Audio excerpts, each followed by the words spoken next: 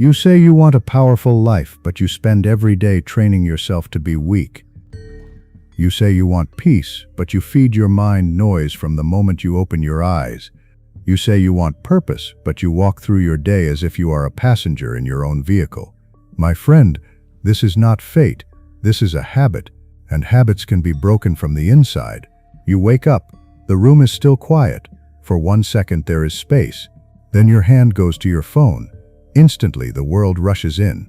Messages, news, scandals, opinions, faces of people you do not even like. Before you have taken a full breath, you have already surrendered your inner space to whatever happens to appear on a glowing screen.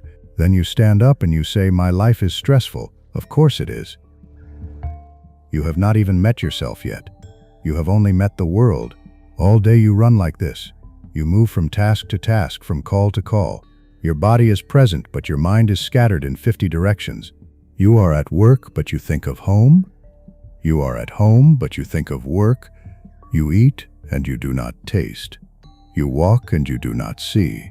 You lie down at night, and you say, "I feel empty." Something is missing. You think life is doing this to you. You do not see that you are doing this to life. From childhood, the world taught you a formula.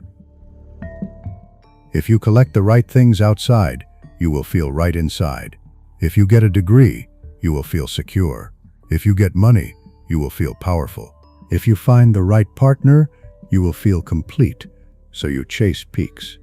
The peak job, the peak body, the peak vacation, the peak selfie. And like someone chasing the horizon, you run, and it never comes closer. The more you depend on the outside for your inner state, the more fragile you become. Swami Vivekananda spoke again and again about strength, not the strength of muscle and argument, the strength of a person who has taken charge of his own inner instrument. You are not born to be a leaf pushed by every wind. You are born to be the one who stands firm and says, "This mind is mine. This energy is mine. This life is mine." Yet look at what you do. A small comment breaks you. A small delay shakes you. One person's mood controls your whole day. This is slavery in a very polished form.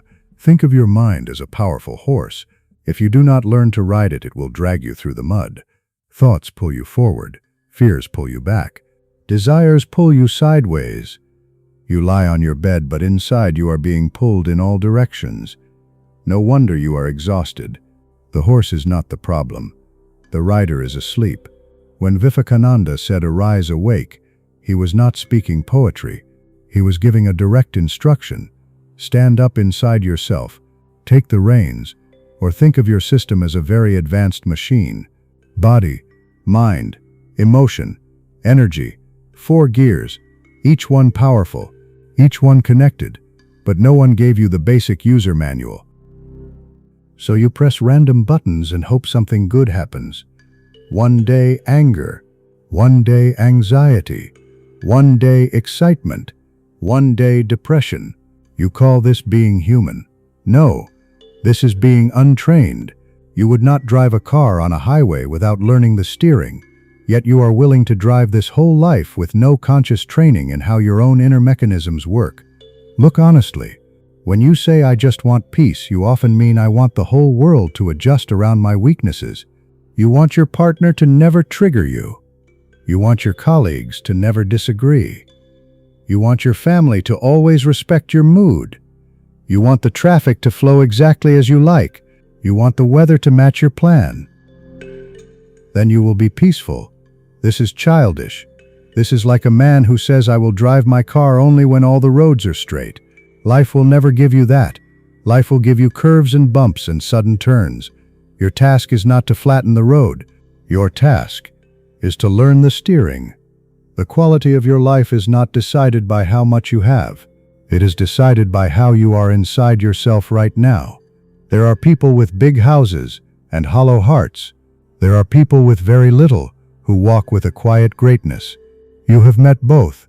So ask yourself, what am I really working on every day? My inner strength, or only my outer image? Many people are spending their whole life decorating a room they never sit in. They dress the body. They upgrade the devices. They chase status. Yet inside there is dust and confusion and unattended pain. Do not misunderstand me. There is nothing wrong with success. There is nothing wrong with comfort. There is nothing wrong with relationships, money, technology. Use them. They are tools. But when the tool becomes the master, the user becomes weak. A smartphone in the hand of a weak mind becomes a remote control for that mind. Every ping pulls a piece of your attention. Every scroll drains a little more of your capacity to be still.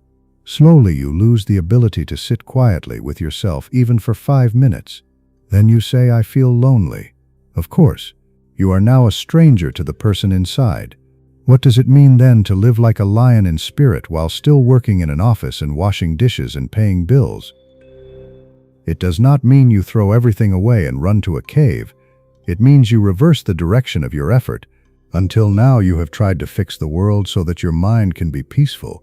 From now on you begin to fix your mind so that you can handle the world. The outer battles will never end. The inner battle can be won. Begin with simple discipline. When you wake up, do not touch your phone for some time. Sit on the edge of your bed and feel your breath. Feel that you are alive. Not as a concept, as a raw sensation. Tell yourself quietly, "Today my inner state is my responsibility." Say it again and again until it sinks in. Then carry that thread through the day. When you feel anger rising, you notice it. When worry starts spinning, you notice it. You do not immediately act from it. You watch it as if it is a cloud passing through the sky of your awareness. This watching is the first step of mastery. Next, bring the body into this journey. You cannot have a strong mind in a neglected body. Move, stretch, walk. Do some form of exercise that challenges you a little every day. When your muscles burn and your lungs work, you are learning something profound. You are learning that discomfort does not have to break you. You can stay with it and grow. The same principle applies to emotional and mental strain. Stay a little longer with what is difficult, not to torture yourself, but to discover that you are larger than your moods. Then learn to speak to yourself with the voice of a true friend, not of a constant critic. Many of you talk to yourselves in ways you would never speak to another person. You call yourself useless. You call yourself ugly. You call yourself weak, and still you expect confidence. This is like watering a plant with acid and expecting it to bloom. Speak firmly but with respect. Tell yourself, "I have made mistakes. I have been lazy, but there is power in me. There is purity in me. There is courage in me, and I will bring it out. At every step, remember this: no one can walk this path for you. A teacher can guide. A book can inspire. A video can ignite. But after the fire is lit, you have to keep adding wood. Vivekananda did not go around begging people to feel strong. He declared that strength is already there. Your fear is like dust on a mirror. Your doubt is like a cloud covering the sun. Clean the mirror. The reflection appears. Remove the cloud. The sun was always there. So when life hits you next time, and it will observe how you respond, do you collapse and say, "Why me?" Or do you stand up inside and say, "This is my test. This is my training. I may fall. I may cry. But I will not give away my responsibility for my own inner state." This does not mean you never seek help. It means even when you reach for a hand, you remember that your legs are yours to strengthen. If you live even 1 year with this clarity, your entire experience of life will change. You will still have challenges. You will still have losses. The world outside may not obey your wishes, but there will be a quiet fire inside that nothing can put out. That fire is dignity. That fire is self-respect. That fire is the real spirituality, not running away from life, but meeting life as a warrior of consciousness. You are not here to crawl through your days like a beggar of peace. You are here to stand tall even when your pockets are empty, even when your plans fail, even when your heart hurts. In those moments, remember these simple words: my mind is my field. My life is my responsibility. My strength is already within me, and I will live in a way that proves it. Live like that, and every ordinary day will become a peak, not because you climbed a mountain, but because you finally decided to stand on your own feet.